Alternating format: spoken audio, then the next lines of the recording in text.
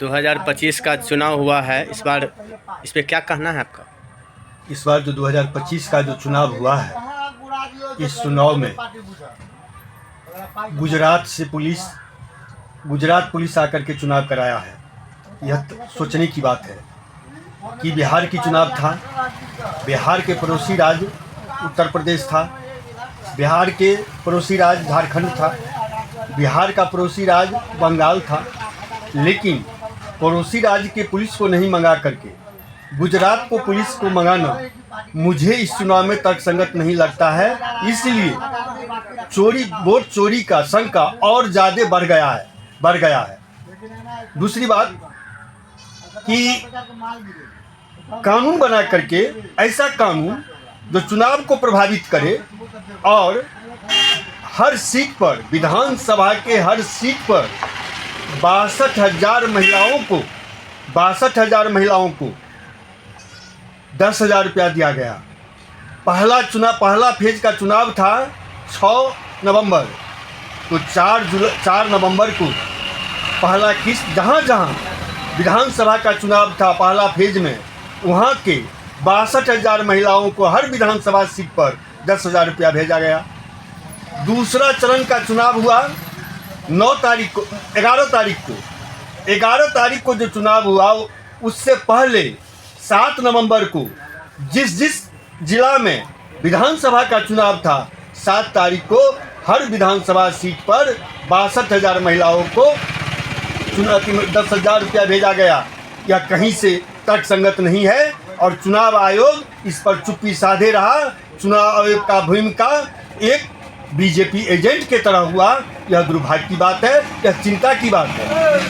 तीसरी बात, कम्युनिस्टों को, वामपंथियों को इस बात को लेकर के क्षेत्र में जाना होगा कि मेरा कार्यकर्ता, मेरा जनता, गरीबों जनता वोट का अधिकार समझे, वोट का महत्व समझे।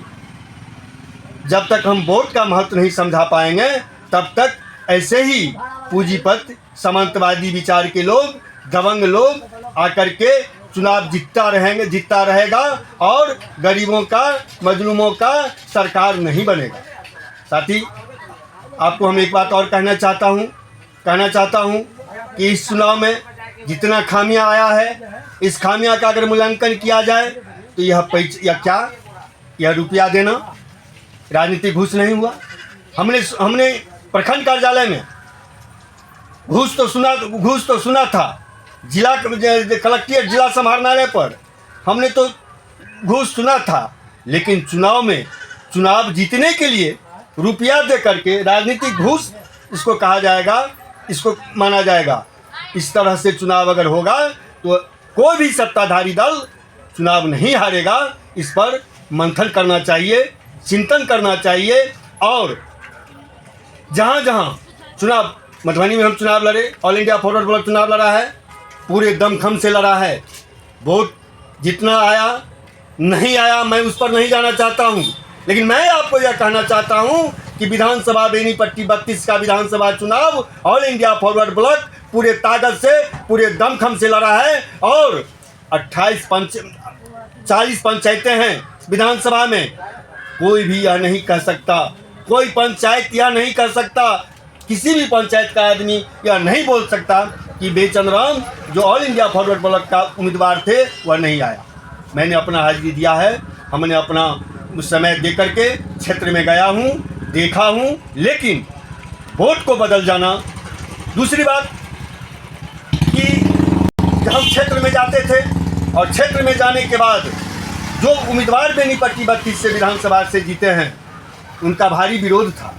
मैं बेचन Ram, all India forward block party के उम्मीदवार बेनीपट्टी विधानसभा से, और मैं 32 बेनीपट्टी विधानसभा के तमाम जनता जनार्दन, जनता मालिक से जो हमें आशीर्वाद मिला, उस आशीर्वाद के तहत हम हमेशा आज तक लगे रहे हैं, फील्ड में लगे रहेंगे।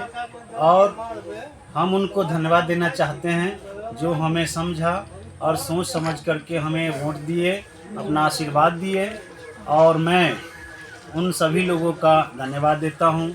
और उसके बाद जो लोग हमें नहीं समझे और जो आशीर्वाद नहीं दिए, मैं उनका भी आभार व्यक्त करता हूं, धन्यवाद देता हूं, ताकि जो अभी का जो सिचुएशन है, अभी का जो समय है, उस समय के मुताबिक जो गरीब गुरबा अपना मत अधिकार नहीं समझ पा रहे हैं, उसको समझाने में कहीं न कहीं हम लोग भी कमी कमजोरी रहे।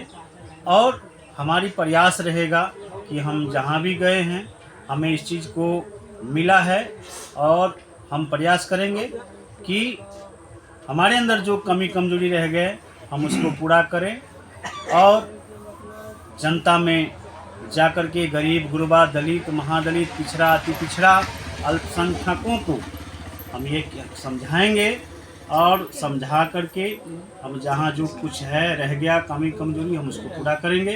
क्योंकि जो लोग हैं आज जिस तरीके का रवैया सत्ताधारी लोग किए हैं, जिस ताकत को उपयोग किए हैं, ये कहीं से सही नहीं है। क्योंकि जो आचार संहिता के अंतराल अगर रुपये का बंटवारा किया गया है